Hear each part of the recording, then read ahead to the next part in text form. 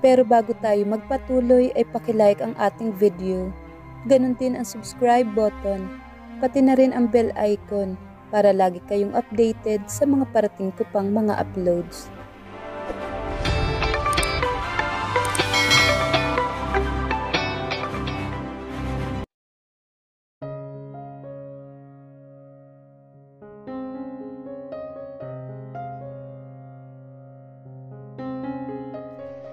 Mas marami pa yatang tanong si Jack sa doktor kaysa sa kanya.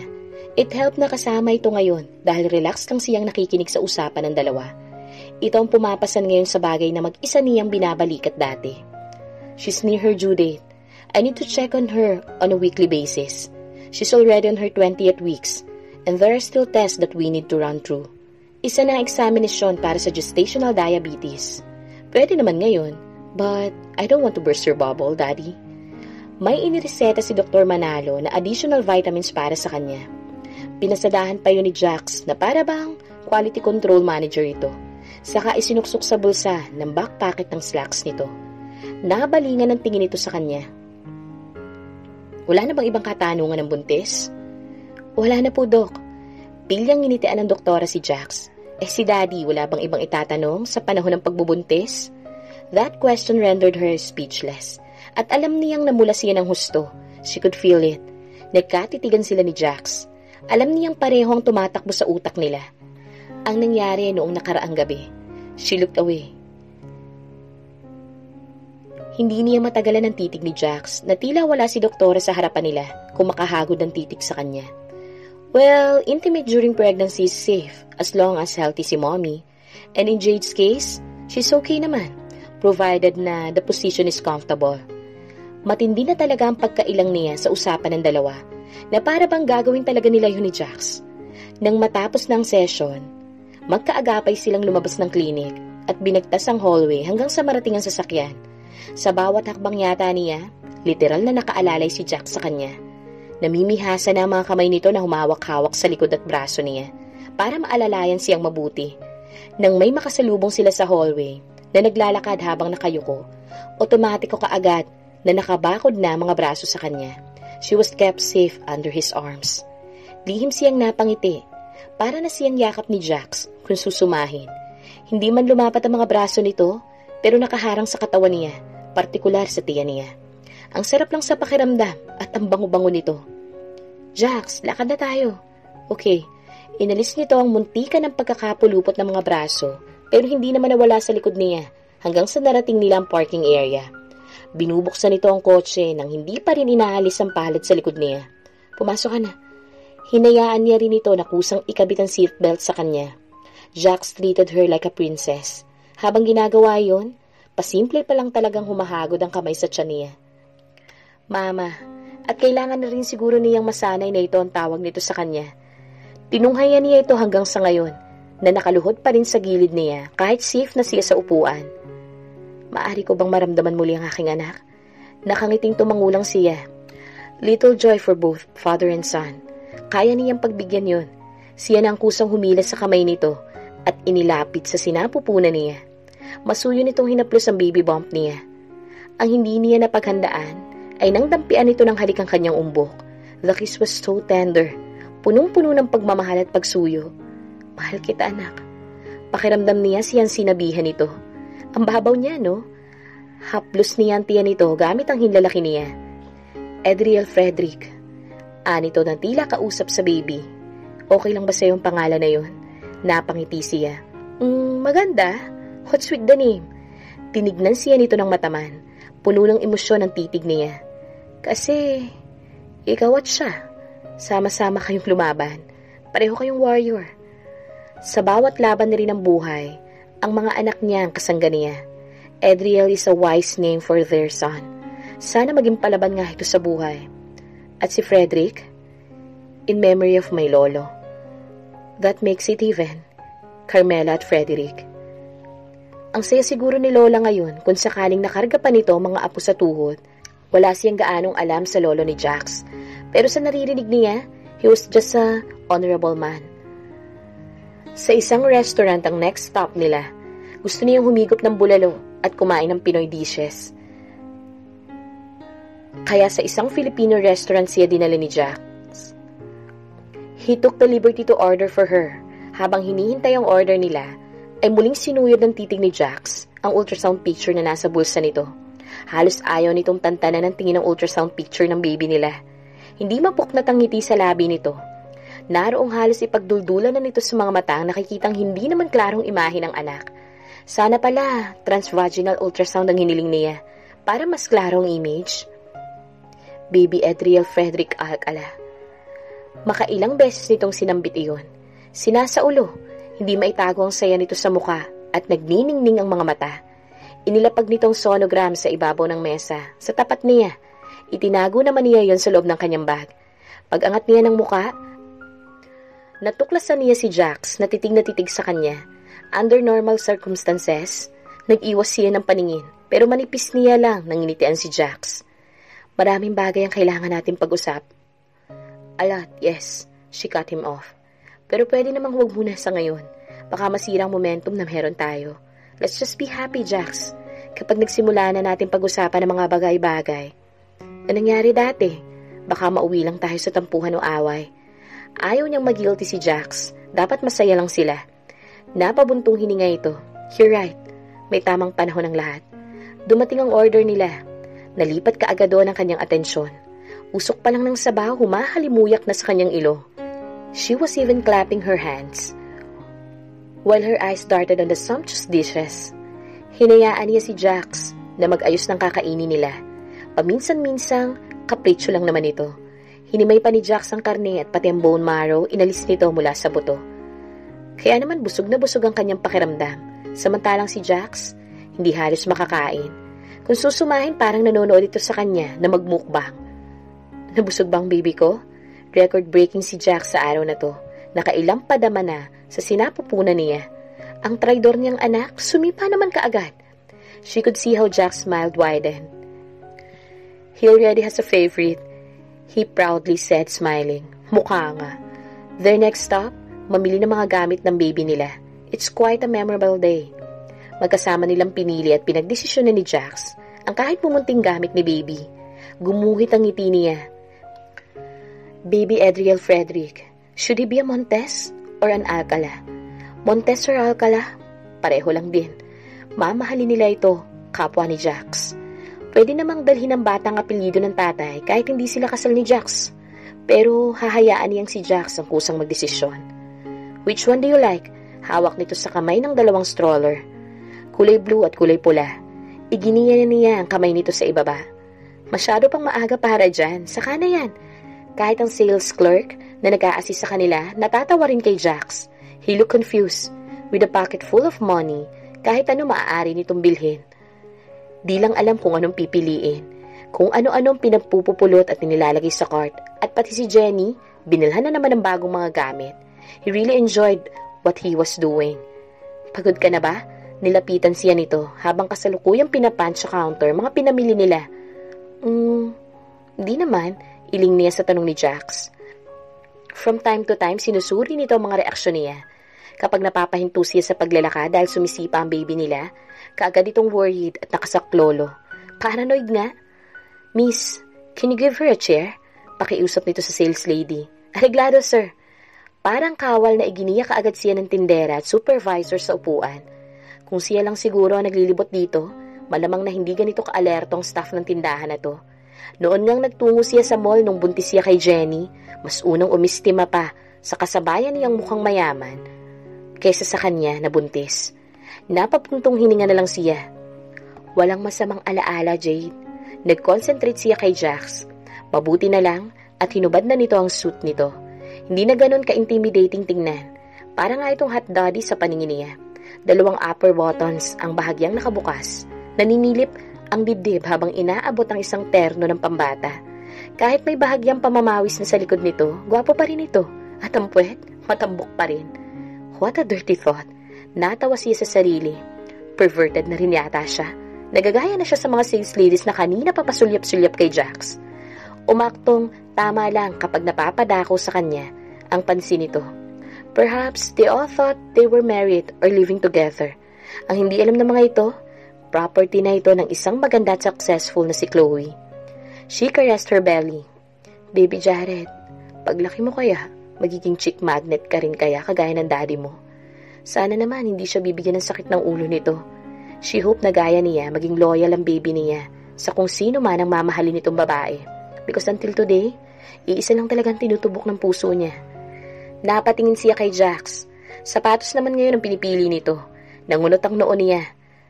At mukhang nahihirapan itong pumili. He ended up putting both baby shoes in their cart. Ikaw pa rin hanggang ngayon, Jax. Pero hindi mangangahulugan na maghahangad siya ng mas sigit pa sa kung ano ang meron sila ngayon. Paiiralin niya ang contentment at hindi susubukan na pangunahan ng lahat. Sunod nilang ginawa ay mamili ng maternity dresses. Ano man tangyang ginawa niya, nagpupumili talaga si Jax. Again, pinagbigyan niya ito. As usual, kung ano-anong damit ang kinuha nito. Balik naman siya ng balik sa kinalalagyan ng mga ito, na sa tingin naman niya, hindi akma sa kanya. Jax, malapit na akong manganak. May mga damit pa na binili si Alexa sa akin. If you really insist, sige, kumuha ka ng 3 piraso lang. Okay. Nang mabayaran ng mga iyon ay may tinawagan nito. Isang lalaking formal ang pananamit at itsura. Tauhan daw nito na nagdala ng lahat ng pinamili nila. Gusto mong kumain?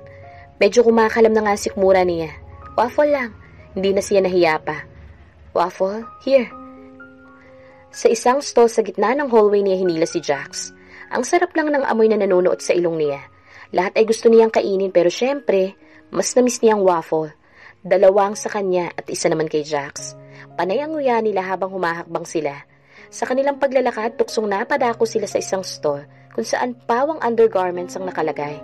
Nabitin sa ere ang kinakain niya. Napahinto siya at napatutok sa nakahang na naka-black panty roon. It was the exact color of the one Jax. Wala sa sariling napalingon siya kay Jax. Jax was looking at it too. Nang may tila kinang sa mga mata at pilyong ngiti sa mga labi, pareho silang napaisip. Nilingon siya ni Jax nang hindi nawawala ang ngiti sa mga labi. His loop-sided smile turned into a seductive smile. They continued glaring at each other. Ni hindi man lang naaawa sa pamumula ng kanyang pisngi. Hindi niya napaghandaan ang biglaang pagdukwang nito. At natuod siya sa kinatatayuan. I bet, hindi na natin kailangan yan, Mama Jade. Animoy nalasing siya sa mahina tila paus nitong boses. It was unintentional. Pati na ang pagdampi ng mainit itong hininga sa kanyang balat. Nanayo mga balahibo niya, kinilabutan siya. Maaari nagkakamali siya pero ramdam niya ang hagod ng mainit na mga labi nito sa kanyang earlobe. Mabagal na pinadaanan niyo ng kanyang pisngi, hanggang sa umabot sa gilid ng kanyang mga labi. Kulang na lang talaga dampian nito ng awang niyang labi ng halik. Her mind turned into frenzy, like a slow motion. Nagdugtong ang titig nila. She waited for his next move. Hindi niya alam kung paano pero habang nagtititigan silang dalawa, tila tumigil ang ikot ng mundo. All voices were muffled. Tila nakalimutan niya ang mga taong paruot parito sa magkabilang gilid nila. Heto na naman siya, naghihintay. Pero bago pa maganap ang mali siyang tumatakbo sa isip, Jax whispered hoarsely, "You might not want people to see me kissing you in public." Tila nalunok naman niya ng buo ang pagkaing nasa bibig niya. Tila nagising siya at nakaahon sa mahikang kumakahon sa kanya. Tara na. Naramdaman na lang niya mahigpit na paggagap ni Jax sa kamay niya. He intertwined their fingers. Hindi niya magawang alisin ang kamay mula rito. Walang seremonyas na basta na lang ito humakbang, tangan-tangan siya. Walking while holding hands with him, side by side. What could be more mind-blowing than this? Jax, tangka niyang hilahin ng kamay, pero tila nakakandado yun kay Jax. Huminto ito at matiim ang mga matang tumitig sa kanya. Huwag mo nang awayin, Mama. Ininda ang mabilis na tibok ng puso niya na nagpatianod na lang siya. She was just so amazed at how Jax can easily change from being an excited papa to a seductive jerk. Nakakadala ito at muntikan na naman siyang bumigay. Nagtanong siya sa sarili hanggang kailan kaya niya mapapanghawakan ng pagtitimpi because right at this moment, nahihirapan siyang panghawakan ng tila pagwawala ng kanyang puso. He walked past his employees with his mind occupied with the news that reached him. Ang aberya sa shipyard sa Balamban, kung saan siya nanggaling. Sa kabila nun, napapansin niya ang nangyayari sa paligid. Happy Valentine's, babe! Isang empleyado ang malakas ang boses, nakausap sa phone. May hawak itong isang bungkus ng roses. Napalingon siya sa paligid. There were hearts in every cubicle. Sa labi kanina, may giant balloon na kinorteng puso. Napalingon siya sa sekretarya. Araw ng mga puso, sir. Jade and him, they never celebrated Valentine's Day together. Nang tuluyang makapasok sa opisina at kasalukuyan namang inaayos ng sekretarya ang files na kailangan niya sa mesa, napatingin siya sa phone. Hindi na siya nakapunta sa bahay ni Alexa kanina dalang emergency. He had to fly to Cebu. Kailangan niyang personal na inspeksyonin ng mga sira. Naputo lang isang Pune's cable sa kasalukuyang ginagawang ferry. May ilang taong injured nang dahil sa nangyari. 10:00 na makabalik siya ng opisina. Namiss na naman niya mag-iina niya. Ito na ba ang lahat ng kailangan ko? Opo, sir. Matapos niyang timplahan ng kape, umalis na rin ang sekretarya niya. Miss Santiago, tawag niya rito. Sir, pwede ka bang magpadala ng bulaklak sa bahay ni Alexa? Kanino ko po dapat ipadala to, sir? Jade. Opo, sir. Okupado ang utak niya sa mga gawain. Came afternoon, naging okupado siya sa kabi-kabilang meetings. Sa gitna ng mga ginagawa, sumisingit ang imahe ni Jade sa utak niya. They had a great time yesterday. Naroong dadamputin niya ang cellphone para matawagan ito. Nga lang, wala siyang numero nito. Bandang 4:00, maaga siyang umalis ng opisina. He was too tired to drive for himself, kaya nagpahatid siya sa bahay sa company driver nila. May kotse naman siyang nakalagak doon. Papalapit na siya sa gate ng isang pamilyar na sasakyan ang nakita niyang palabas ng gate. It was Mr. and Mrs. Aragon. Should he feel anxious now that he saw Chloe's parents dropping by at his parents' house? Nasa porch ang ama ng marat na niya. His father was pensive. Nakababa na siya sa sasakyan, ngunit tila hindi siya nito natatanaw. Oh, Jax! Nilapitan niya ang ama nakasandal sa hamba ng pintuan. Nakaalalay rito ang cane. Nilingon niya ang gawing gate kung saan nakatitig pa rin ang ama na tila kailalim ng iniisip. Ano nangyari sa inyo ni Chloe? Tanong kaagad ng ama. Pumasok na tayo, Dad. Inakay niya ito sa loob at pinaupo sa leather couch. Inutusan niya ang nurse na ikuha ito ng tubig at painumin. Pati blood pressure nito, pinukuha niya rin. His father is entitled to know everything. Chloe and I broke up. Panimula niya. Alam niya mahaba-habang paliwanag niyon. Ilang sandaling napatitig ang ama sa mukha niya. Walang masamang reaksyon. May pag-alala sa mga mata pero naroon pa rin ang tapang. I guess I need to get better para makatuwang mo sa kumpanya. There was something behind his father's words. His father looked determined. Hindi nila kailangang idetalya ang mga bagay-bagay. Between his parents, it was his dad who can read him through. Titig at kurap pa lang ng mga mata, nauunawaan na ng ama niya. Nakahinga siya ng maluwag na hindi na niya kailangan pa magpakahirap sa pagpapaliwanag rito. Bago siya umalis, nagbilin pa ito. Whatever you and Jade have, huwag ka munang padalos-dalos, Dax. Things have to be settled first. Remember, may mga batang nakasalalay. It was always nice talking to his father. Magaan ang dibdib niya kahit papano, habang nagmamaneho patungo sa bahay ni Alexa. Pagdating doon, kaagad na napalitan ng saya ang agam-agam niya.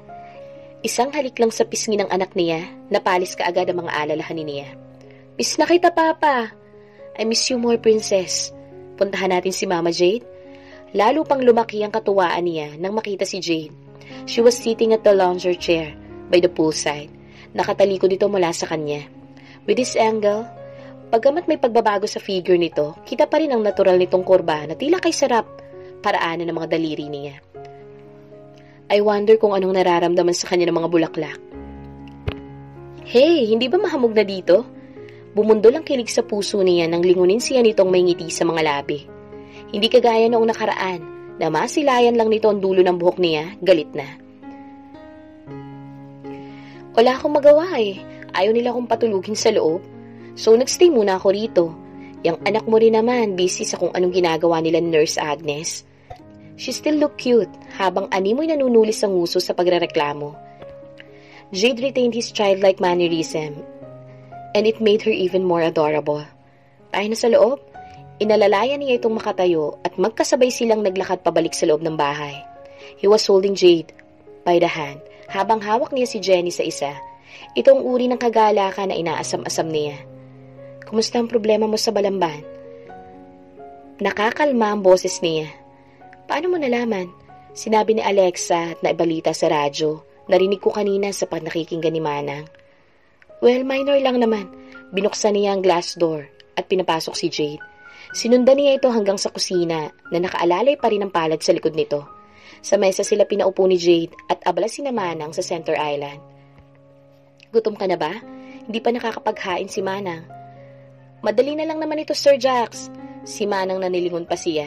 Bunesta na niya ito na okay lang bilang kasagutan. Ipagtitimpla na lang kita ng kape while waiting. Ito ang kauna-unahang beses na inaya siya nitong magkape. Parte ng wifely duties ni Jade noon, ang gawan siya ng black coffee. Simula na maghiwalay sila, wala nang sino mang babaeng gumawa nito sa kanya, maliban sa mga katulong. Somehow, may nasaling sa puso niya. Gusto mo? Nito na kumuha ng sliced apple sa ref at binigay naman sa anak nila. Oo. Damn it! Kumagaralgal ang boses niya. Tinapunan siya na matipid ng ngiti ni Jade at nagsimula na itong kumuha ng cup, saucer at kutsarita. Gamay pa rin ito ang kusina. He couldn't help but be mesmerized by her. Ayaw niya itong napapagod pero hindi niya maiwasang matuwa habang pinagmamasdan ng bawat kilos nito. Just like before, she looks so natural in the kitchen and so beautiful. Ate, gusto mo ako na ang gagawa niyan? Huwag na, Chris. Tumulong ka na lang dyan kay Manang. Malumanay nitong tanggi kay Marie Chris. Good one. Natikman na niya ang lasa ng kaping tinimpla ni Marie Chris. Hindi niya nagustuhan yun. Nilapag ni Jade ang kape niya sa harap niya at naglagay rin ito ng isang hiwa ng chocolate cake sa plato. Malapit na mag-dinner pero hindi niya tatanggihan ang mga bigay nito. Kapag magkakasama na sila, once they get married, ganitong senaryo din siguro maaabutan niya. Marriage? Naalala niya ang sinabi ng ama kanina. Ang daming bagay at gusot pang dapat ayusin. Bakit? Nagtataka ito nang sa pag-angat ng muka, nakita kung paano niya ito tinititigan. Nilapag nito ang kape sa harap niya, saka ito hinagkan ang anak nila. Wala naman. She sipped his coffee. It was so good. Her coffee tasted as good as before. Kabisado pa rin pala nito ang lasa ng kape niya. Baby, hindi ba may papakita ka kay Papa? Agaw ni Jade sa atensyon ni Jenny. Kaagad na dumausdos ang bata at nilapitan si Marie Chris. Akay si Chris ng anak, palabas ng kitchen. Naiwan silang magkaharap ni Jack sa mesa. Gusto niya itong tanungin tungkol sa flowers pero mukhang engrossed ito sa pagpapak ng isang slice ng carrot na napagkatuwaan itong abutin sa mga nakahanay na ricados ng lutuin ni Aling Linda. Papa, para sa'yo. Pinaupo niya ang anak sa tabi niya. May hawak itong pulang bagay na sa tingin niya hindi maayos na ginupit. Ano yun, prinsesa ko? Tigi-isang gupit ang inabot nito sa kanilang dalawa ni Jade. Sa kanya napagtanto, nakalahati ng hugis ng puso iyon. Heart po, Papa! Inangat ni Jenny ang braso niya. Mama, sayo po! Jade did as instructed, until two halves of heart became one. Hippie! One heart na po! Napapalatak na wika ng anak, na pinupog ng halik ang pisngi niya. Sweet kisses from his adorable daughter, and his heart thumped. Parehong napako ang mga mata nila ni Jade sa heart. Sa hawak niya, may dalawang malaking letra na nakasulat kamay ni Jenny. L at O. Sa hawak naman ni Jade, V at E. Love. Magkapanabay pa nilang sambit ni Jade. Automatikong nagdikit ang kanilang mga mata. Ang anak mo talaga ang kulit. Unang nagbaba ng kamay si Jade. Nahihiya ang ngiti nito. Hindi pa rin talaga ito nagbabago. Pwede naman nating totohanin. Naging alanganin ang ngiti ni Jade. Hanggang sa tuluyan na itong nawala nang matuklas ang seryosong mukha niya. He should have not thrown that statement, gaya ng paalala ng ama niya. Hindi niya lang maiwasan. Yes, he wanted for his family to become whole again, gaya ng gawang puso ng anak niya. Ma'am Jade, ihahanda ko na po ba ang hapag? Nag-aalanganing boses ni Manang Linda. Yun ang umagaw sa kanilang atensyon. Hindi niya alam kung ipagpapasalamat ang distraction dahil nakita niyang naging uncomfortable si Jade. He noticed sa nakalipas na mga araw, magaan na ang pakikitungo nito sa kanya. Pero kapag nagagawi sa seryosong usapan o nauuwi sila sa intimate na mga kilos, lagi itong nakakahanap ng paraan para umiwas. Opo, Manang. Tinungkod nito ang dalawang palad sa gilid ng mesa at inalalay ng sariling tumayo. Sige na. Jenny, wash na kayo ng hands ni Papa mo. Tumayo na rin siya at dinalang anak sa lababo. Naging masaya at magana ang dinner nila, lalo pa nang dumating si Alexa. Napuno kaagad ito ng kwento tungkol sa mga bagong tinutulungan ng foundation. Laughters filled the air. Nakikisali na rin kasi si Agnes sa biruan. Sa buong durasyon, hindi mabilang ang pagkakataong napapagawi ang paningin niya kay Jade. Mukhang nalilibang si Jade. Ngayon niya lang ito nakikitang napapahalakak ng ganito sa isang banat ni Alexa. Yung ngiting, labas talaga magagandang ngipin. She was almost teary-eyed, but when she suddenly looked at him, her laughter slowly faded. Ano? Kanyang bibig. He didn't bother to look away. Sumimsim siya ng iced tea na hindi inaalis ang titig dito. This is one thing he missed. Jax, kakainin mo pa ba yung pagkain mo o diretso mo nang papakainin si Juntes? Naalarma kaagad si Jade. Nang masentro rito ang atensyon ng lahat. Alexa naman! Ibinaba ni Alexa ang kutsara. She folded her hands across his chest at naningkit ang mga mata na nakatitig sa kanya. You naughty cuz. Turo nito sa kanya. Valentine's Day ngayon, baka naman gusto mong maka-score sa kanya. Mas namulampis ni Jade. Ang hiyay dinaan na lang nito sa pag-istima sa anak nila. Kumain ka, Alexa? Gutom lang yan. Mas gutom ka sa tansya ko. May isang bagay kang gustong kainin. Matagal na. Naiiling na lang siya sa kakulitan ni Alexa. Nagpatuloy ang dinner na iniiwasan na ni Jade na mapatingin sa kanya. He stayed after dinner. Umalis din kasi sina Alexa at Agnes. Magbo-boy hunting daw mga ito. Naglalambing din kasi ang panganay niya na maglaro sila matapos itong mapalitan ng pantulog. Pinagbigyan niya habang nasa silid pa si Jade. Shapes ang nilalaro nila ng anak niya. Papa, dito ka na po matulog. Tabi tayo. If only, alam niyang tututulan yun ni Jade. Jenny, magdadrive pa ang papa mo. Nasamyo kaagad ng ilong niya ang natural na bango at sabong ginamit ni Jade. Manipis lang ang button down na pantulog na suot nito at umahakab yun sa bewang. Ay, makasalanan na naman ang mga mata niya.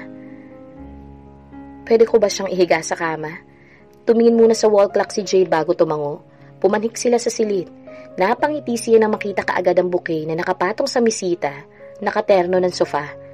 Natanggap pala nito. Habang inaayos ni Jade ang mga unan, inilapag naman niya ang anak sa gitna ng kama. Naglambing pa na basahan siya ng story. What does he know about nursery stories? Kinuha niya ang phone at naghanap ng magandang basahin. Ano naman ang kwento ni Rapunzel? Ayaw po, Papa. Mapili na ang baby namin, ha? Si Jade na nakangiting pinisil ang pisngi na nakabungisngis na bata. Try Beauty and the Beast. Ayaw din daw ng anak nila kaya naghanap siya ng iba. Anong gusto ng baby namin? Maleficent. Ang hirap naman nun. Aniya, sa nagre-reklamong tono. Tinawanan lang yun ng anak na hinaplos pang mukha niya. Okay, let's start. Mama, tabi tayo. Nagkatinginan sila ni Jax, pabor sa kanyang kahilingan ng anak, but not for Jade. Kita kaagad ang tensyon sa kilos nito. Kailan ba niya makikitang hindi nakakaganito si Jade every time na magkakalapit sila? Come on, pagbigyan na natin ang anak natin. At ubiling nahiga din si Jade sa kabilang side ni Jenny. Una nito ang braso niya habang nagsisimula siyang magkwento. He tried hard to appear animated. It was difficult at first, pero nakuha rin niya ng tama iyon. Nakatatlong kwento pa siya bago nakatulog si Jenny. Tulog na siya. Oo nga. Ilang minutong tinitigan muna nila ang nahihimbing na bata. Uuwi ka pa, di ba? Parang lumundo ang saya niya. The hardest part of his every visit was saying goodbye and going back to his condo. He wished he could stay longer. Nakakapagod na ang ganito. He didn't want to be a visiting dad anymore. Maingat niyang inalis ang ulo ng nahihimbing na anak, ngunit bago pa man siya makakilos, umungot na ito at mas sumigpit ang yakap sa kanya. Pati paan nito pinatong sa sikmura niya. He smiled. Just great, anak. Isabotahe mo pa si Mama. Second attempt, at hindi talaga mabaklas ang kamay at paa ni Jenny na nakapulupot sa kanya. Mama, just settle down. Matulog ka na. Aalis ako mamaya kapag nalingat na to. Walang nagawa at nagpahinuhod na lang ito. Okay. Inayos ni Jade ang pagkakatabing ng kumot sa kanila ng anak niya. Bago ito nahiga. Sa anggulo niya, kita niya ang umbok nito. Lumipas ang ilang saglit, nang walang anumang ingay na namamagitan sa kanila. Hindi rin masyadong gumagalaw si Jade. Jade, Magandang gabi. Okay. Okay, ganun lang. Pagod na rin siguro si Jade. Mabilis itong nakatulog nang umayos ng higa. Parang nakikipagduelo ang ritmikong paghinga ng mag-ina sa tunog ng aircon. Napatingin siya kay Jade. His gazes traveled from her face down to her bulging belly. Jade. Jenny. Baby Jared. They are his treasures. Sleeping beside them brought so much joy in his heart. Kinuha niya ang phone at sinimulang kumuha ng larawan nila. Later on, gagawin niya itong wallpaper at screensaver. He closed his eyes. Nakaidlip siya ngunit naalimpungatan ng tila dumampi sa kanya ang hangin mula sa kung saan. Malamlam na ilaw na nagmumula sa lampshade ang tanging liwanag sa loob. Naalarma siya nang wala na si Jade sa tabi nila ng anak niya. Her side of the bed was empty. Nilinga ang paligid, bukas ang pintuan patungo sa terrace. 12:00 na. Ano bang ginagawa ni Jade sa labas? Kumuha siya ng kumot sa cabinet at binitbiti yun palabas. Jade was standing at the terrace. Nakahawak ito sa railing. Hindi niya makita kung anong hawak o ginagawa ng isa pang kamay nito. Ngunit naroroong tumitingala ito sa itaas. Ilang minuto munang tahimik niya itong pinagmasdan. Nakakaaliw tignan ang laylayan ng silk robe nito na pinatong nito sa mahabang pantulog na isinasayaw ng saliw ng hangin. It made her look more feminine. He could keep on staring at her, pero nang niyakap nito ang sarili dahil sa lamig, nilapitan na niya ito. Hey, tawag pansin niya rito. Lumingon ito at ngumiti. Anong ginagawa mo dito sa labas? Nag-e-enjoy sa langit? Maingat niyang binilabal ang kumot sa katawan nito. Salamat. Muli nitong tinuon ang paningin sa unahan. Saka din lang niya nakita kung ano ang hawak nito na pilit itinatago, ang kalahating hugis-pusong kartulina. Not perfectly shaped, but quite perfect in his eyes. Hinugot niya sa bulsa ng polo ang kapareha nun. Meron din ako niyan. Nahihiyang napangiti si Jade. That smile na unang nakakuha ng atensyon niya nung una niya itong nakatagpo. Ang kulit ng anak natin, no? Natin. She never used it before. Anak mo, anak ko. Ganon kung patungkol na nito ang mga anak nila. Natin. It sounded so nice. Napatingin siya sa hawak pagkatapos ay kay Jade. Alam niyang nararamdaman nito sa mga titig niya na may kakaiba. Sinundan niya ang tinititigan nito. We could grant Jenny's wishes. Ilang sandaling hindi tuminag si Jade. Ano kayang iniisip nito? Sa ginawang paglingon rito, nagsalubong ang mga mata nila. He could see tension in her eyes. 2 beses nitong lumunok. Her pupils dilated. Naisip na nitong umalis sa tabi niya. Alam niya yun. His dad gave his warning, pero hindi niya mapigilan ang sarili. Magpakasal na tayo, Jade.